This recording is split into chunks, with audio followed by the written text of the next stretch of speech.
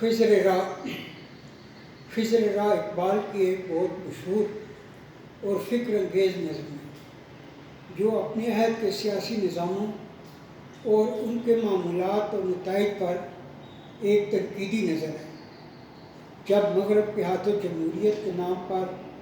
انسانی معاشرہ کی دھجیاں بکھر چکی تھیں، اسلامی ممالک انتشار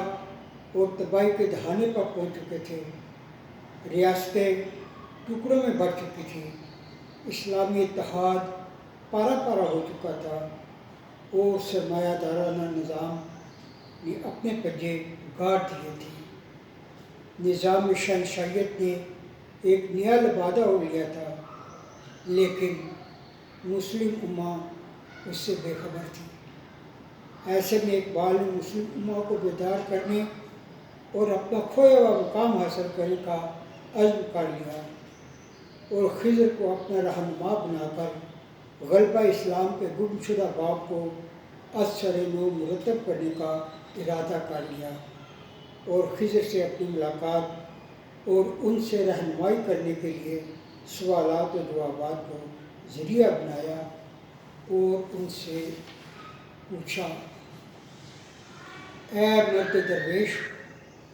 تیری نگاہ دور بھی سے وہ راز ازلی بھی پوشیدہ نہ ہیں جو بظاہر انسانی آنکھ سے اوجھل ہیں،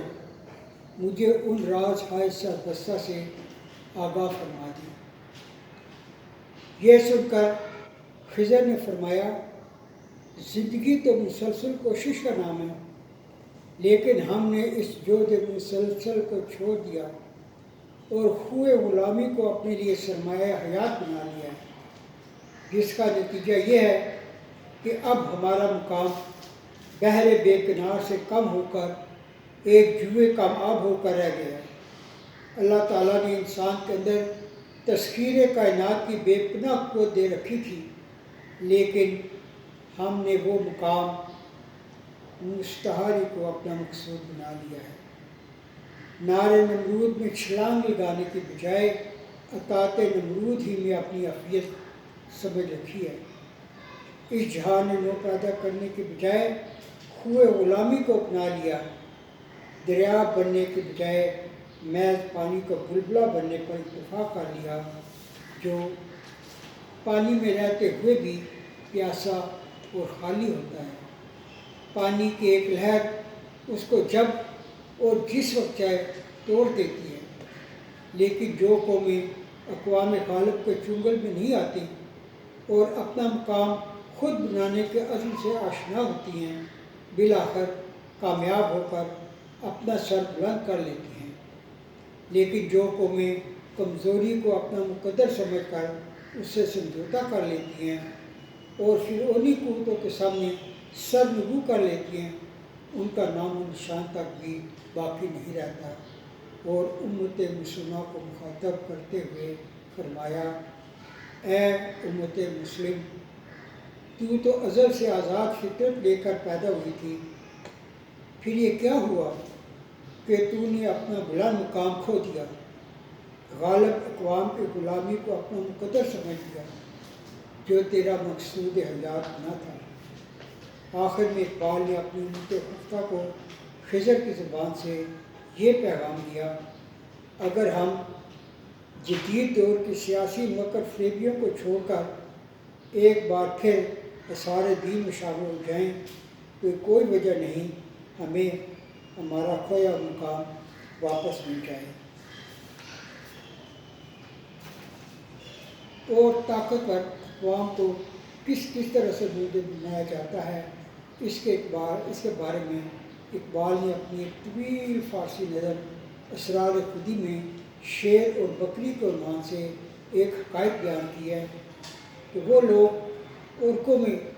جو اپنے افکار اور نظریات دوسروں کے کہنے سے بدل دیتے ہیں، وہ اپنا تشخص کھو دیتے ہیں، انحطاط پذیر ہو جاتے ہیں اور بالآخر ذلت اور رسوائی ان کا مقدر بن جاتی ہے۔ اس نظم میں مسلم امہ کے عروج و زوال کا اشارہ بھی ملتا ہے کہ کس طرح عمل سے عملیات کے سفر نے انہیں اقوام عالم میں بے توقیر کر دیا ہے۔ کہتے ہیں کہ دور قدیم میں کسی چراگاہ میں سبزے کی فراوانی کی وجہ سے بھیڑ بکریوں کی خوب افزائش نسل ہو رہی تھی۔ وہ ہر قسم کے خوف سے بے نیاز زندگی بسر کر رہے تھے کہ کرنا خدا کا کیا ہوا، ایک بھوکے شیر نے وہاں مستقل سکونت اختیار کر لی اور ہر روز ان کو کھانا شروع کر دیا۔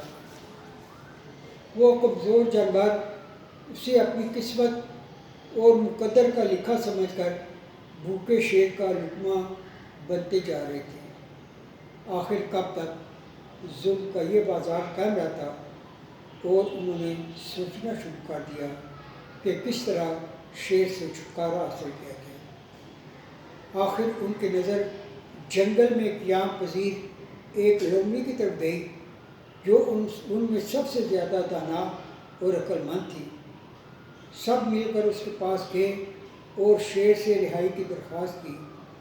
لومڑی نے کافی سوچ بچار کے بعد کہا،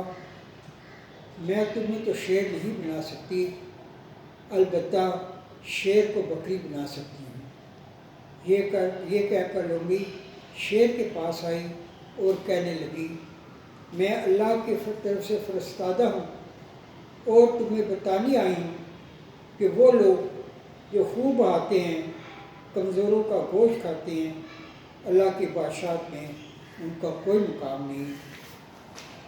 نیک لوگوں کی غذا تو تازہ سبزی ہے، نہ کہ خون اور گوشت۔ شیر نے کہا، مگر میری غذا تو گوشت اور خون ہے، میں یہ کیسے چھوڑ سکتا ہوں؟ لومڑی نے کہا، جب تو ان سب جانوروں کو کھا جائے گا تو پھر کیا کھائے گا؟ سبزہ تو کبھی بھی ختم نہیں ہوتا، وہ اگتا رہتا ہے، اسے تو بھی ان بھیڑ بکریوں کی طرح گھاس کھانا شروع کر دے، تیرا پیٹ بھی بھرتا رہے گا اور یہ خوراک بھی کبھی ختم نہیں ہوگی۔ شیر کو یہ بات پسند آئی اور اس نے گھاس کھانا شروع کر دی، اور رفتہ رفتہ اس میں تبدیلیاں آنے لگیں اور وہ بالآخر شیر سے بکری بن گیا۔ رائی زور خودی سے پربت ذوف خودی سے رائی، یہ اقبال کا فلسفہ حیات ہے اور فلسفہ خودی۔